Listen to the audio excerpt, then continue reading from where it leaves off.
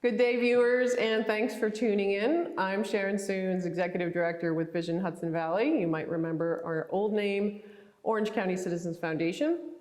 And part of our quality of life mission is to encourage civic engagement, and that includes letting you guys know, as voters, about the candidates and the elections.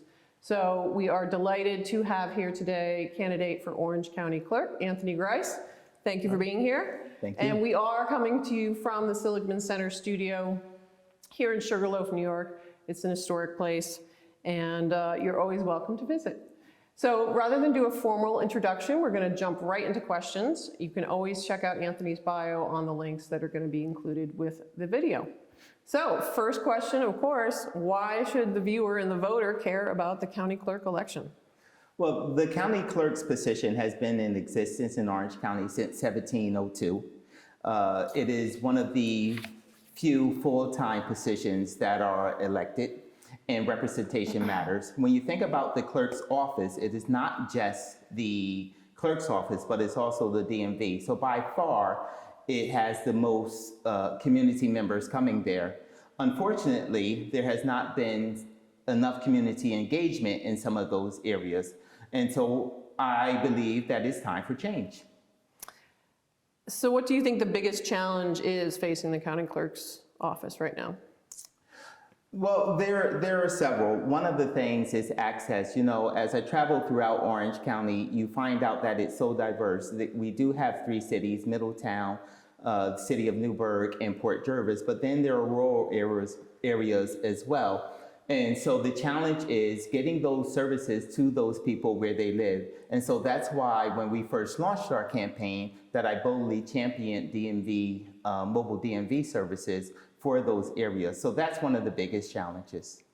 So would you say that's the biggest opportunity as well? I would say it's the biggest opportunity. Everywhere that I've traveled, it has resonated. They do have mobile DMVs in another county, and I have looked at their model to see what can be tweaked and adjusted, but it has resonated with all of the population throughout Orange County. So it is one of the biggest challenges, one of the biggest opportunities, and definitely under my leadership, it is something that we can get done. So sticking with the DMV theme, DMV typically has a really bad reputation.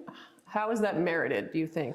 How is it not? I think some of it comes from the media, and as the media has been so pervasive on those things, that's some of it. I also think that the workers there that work for DMV, hardworking people, I think that the issue becomes where they're understaffed and overburdened, and they really need that strong leadership, someone that's going to come in with a great vision and really just revitalize some of the things that are going on. I also think that some of the answers to some of the situations that are happening in DMV, that the workers there have those answers. Mm-hmm.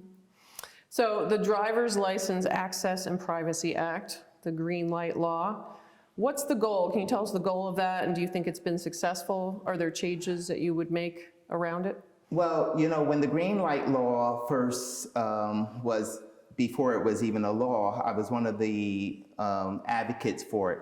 And so I definitely believe in it. For me, it was a health and safety issue.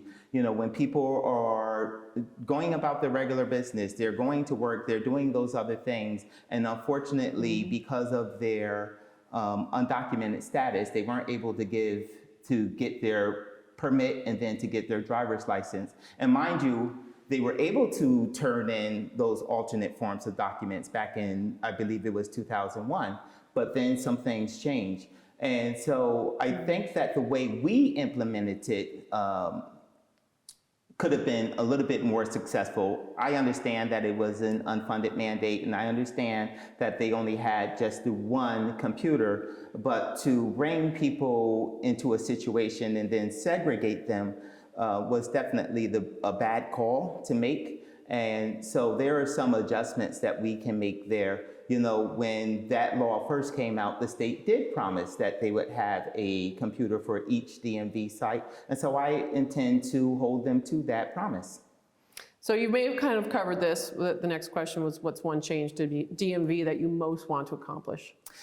Well, there are a couple of changes. And so the mobile DMV is definitely one, the full implementation of the green light law. But not only that, just faster and efficient services and where it's courteous. You know, many times when people go into the DMV, they're talking about the customer service aspect of it. So really just improving that and seeing what's going on in those areas. And last on the DMV, so when the viewers go online to use DMV, the county is getting less revenue from that. Do you think that's fair? 12.5% is just not enough for Orange County and for a state like New York. We definitely need to do more. And so, you know, I have not always been an elected official. One of the things that I've done for the school district, I worked for the school district, was I was their main grant writer. And my expertise, if you will, was in putting together different programs and different budgeting and things like that to see how it works. And then through that is where I've made those connections with elected officials, elected leaders, and other things. And so it's working with them to say, you know, we can shift this, we can make this more equitable, because the other flip side of that is, and what COVID has shown us, is that we do need to increase our online access for all of the individuals throughout Orange County. So the county faces a lot of state mandates. What's one you would like to eliminate or change? So I'm going to try to be, because there are a couple of mandates, you know, as I mentioned, I work for the school district. I'm also an elected official for the city of Newburgh. So there are a couple of mandates, so I'll try to be just really specific for the clerk's office. And it really does go back to the green light law. You know, that is a mandate, it is unfunded, so we just have to work and see, you know, how do we get some funding so that we can fully implement it, and getting those computers at those other DMVs as promised. And then the other mandates, you know, I'll work closely with elected officials in those other areas for those other mandates. Are there any other tasks or roles that you think the county clerk should be taking on? Yes, actually. You know, what I've done for this campaign, and it's what I do anyway whenever I'm taking on something, is I do a tremendous amount of research. And so in doing that tremendous amount of research, I've gone out to see the municipal clerk's offices and what they do and how they do it. One of the things that I discovered is that for some offices, they have a great relationship with the county clerk's office, and then for some other offices, the relationship just isn't existent. And so what I would like to do is to create a meeting, a liaison, if you will, where people, when they go to that municipal clerk's office, there's a relationship with that county clerk's office. So if someone went in to the municipal clerk's office and they had the wrong office, it's just a simple phone call, it's a simple fax, it's a simple, you know, let me send this over, and that relationship. So yes. Any changes that were adopted because of the pandemic that you think should become permanent?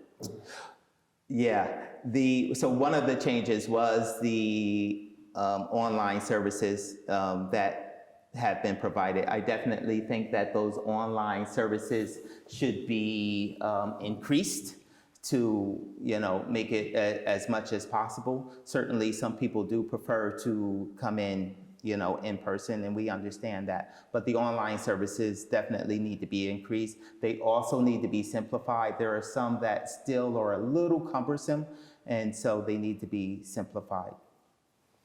If you could wave a magic wand and change one thing about county government, what would you change? Wow, that's a great question. I don't know how big that magic wand is going to be. You know, one of the things that we really need to change is the transparency. We need to change the access. You know, government should be, someone more famous than me said this, for the people, by the people. So we really need to make sure that that's what we're doing, that people aren't there for their self-interest, that they're there to really help the community. What diversity, equity, and inclusion efforts have you seen in your workplace? Well, two places. So I work for the school district. I also am an elected official for the city of Newburgh. So in the school district, we even have equity and diversity inclusion facilitator. For the city of Newburgh, we have recently increased our hiring of what we do for historically disenfranchised populations, and we've even put the hiring statement up at the top there so that people were clear. And then when we advertise, we make sure that we're advertising in those places where that population where they congregate. But it's not just about the hiring, because certainly the staff should look like the people in that community, but it's also in how we're treating that community. So it's not just, we have a black and brown face here. It's, when that person comes in, we're treating them with the same level of respect, with the same level of courtesy, with the same efficient services that we would normally. So there's two sides of that. For sure. What's your opinion on the current state of local civic engagement? I think it's increased, but I know that there is still more work to do. Before I was an elected official, which is actually recent, since 2017 is when I first dipped my toe into that water. I was a volunteer in the community for 20 years with different organizations and different things. And so I've seen an uptick in the amount of civic engagement, but for sure there is still a lot of work to be done in that area. What do you see as the biggest quality of life issue for Orange County right now? I'm glad you asked that, because Proposition 2, when you turn over the ballot, is the clean air, clean water, and healthy environment proposition. So I'm really hoping that passes, that people will vote yes on that. And so it would have to be clean water. Clean water to me is just key. I've worked with organizations such as Scenic Hudson, Riverkeeper, Quisqueya Creek. I'm on Quisqueya Creek Watershed Alliance. And actually that is how I have the relationship with Senator Chuck Schumer, is because we've worked together on PFAS issues, not just in the city of Newburgh's water, but across the state, wherever they have those facilities that have used that. And just in case, we probably want to tell people what PFAS is. Those deadly acronyms sneak in all the time. So I don't want to mess up the... Don't worry about the exacts. Yeah, I was about to say, I don't want to mess that up, but it's actually an umbrella of family of chemicals. And what it does is, it's that non-stick stuff. It's the stuff that allows the stains not to stick. And so when there's a fire, they have that foam, and that foam just consumes all of the fire. Does a great job at consuming all of the fire. However, when it gets into our water, especially our drinking water, it stays in our body. And so then they call it a forever chemical. And, then there are some health issues that are attached to that. So what are a couple of personal values that guide you? Personal values. So I'm a Christian, and I attend my church, a very community-based church. So that guides me. I'm also a father, so that once I became a father, that really changed my perspective on a lot of things. My oldest son has Asperger's. And so, I'm very sensitive to people with disabilities. My wife is a small business owner, so I see firsthand what she goes through as far as making her business successful in those struggles. And then, I have a child that's in college, and so those things, and then my younger son, who is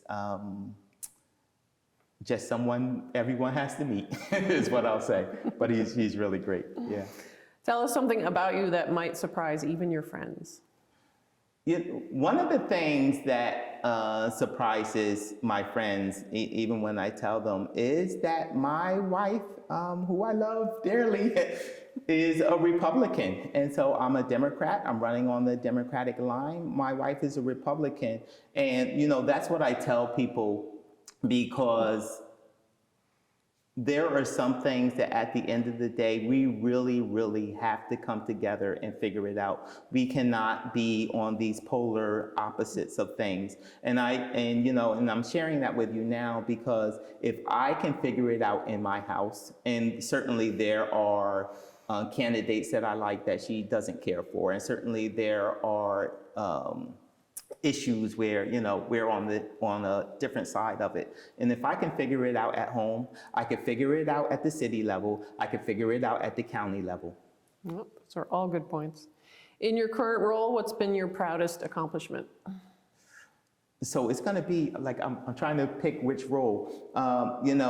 I mentioned it earlier for the Newburgh and Large City School District where I work, I was the grant writer. One of the things that I'm very proud of is I co-authored the PTech grant, working with IBM, SUNY Orange, and IBM, SUNY Orange. I feel like I'm missing someone. Marist? Or No, not Marist. We only did that one with IBM and SUNY Orange, and that's where we take 50 students per year, and we put them through a 6-year program. It is intense, but at the end of that program, they get their applied associates in cybersecurity or computer networking at no cost to them.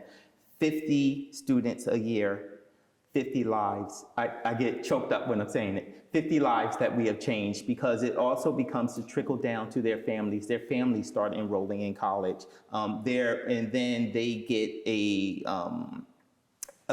first dibs on an interview to a job, and so their income level rises up. So I'm really super proud of that. The other thing on the city side, I revitalized our Transportation Advisory Committee because I saw how critical transportation is needed in a city like Newburgh. And as I travel throughout the county, I see how critical transportation is needed. So I'm very super proud of that. And one other thing is the community choice aggregation. That's where the city and our residents can buy electric and all those other things in bulk and just really save on that money. So I'm really proud of that legislation as well. All right. Describe your leadership and management style. Are you a good boss? I think so. I really take, I'm an educator, so I really take that coach's type of situation where I look at people and they tell me, this is my talent and this is what I do. And just really, I don't micromanage. I say, okay, that's your talent and that's what you do. We're going to go with it. Yeah. And then I like to put in the supports that are needed for them to be successful. One of the things that, it's the educator in me. I work backward. I have the goal in mind. This is what we want to do. And what are the steps that we take, all the way back to here we started. And all right. And in your working life, what gives you the most satisfaction? So I just said it. When we hit that goal, when we set a goal and we hit it, that's what really gives me the most satisfaction. It's almost hard to describe because of the feeling of excitement, of enjoyment. And then I know that on almost everything that I've done, I haven't gotten there alone. There've been other people that have come along on that journey with me. And so it is a we thing. And once we hit that goal, it's like, yeah. And then it's on to the next goal, but. Of course, there's always something else to do. Yeah. From your family life, what's one piece of advice that you like to share? Well, I was sharing about my wonderful family, my diverse family there. One of the things that I always instilled in them, I mentioned that for the past 20 years, I've volunteering in the community. So I would bring my boys with me and, we would joke that they're not volunteering, they're voluntold. So I bring them with me.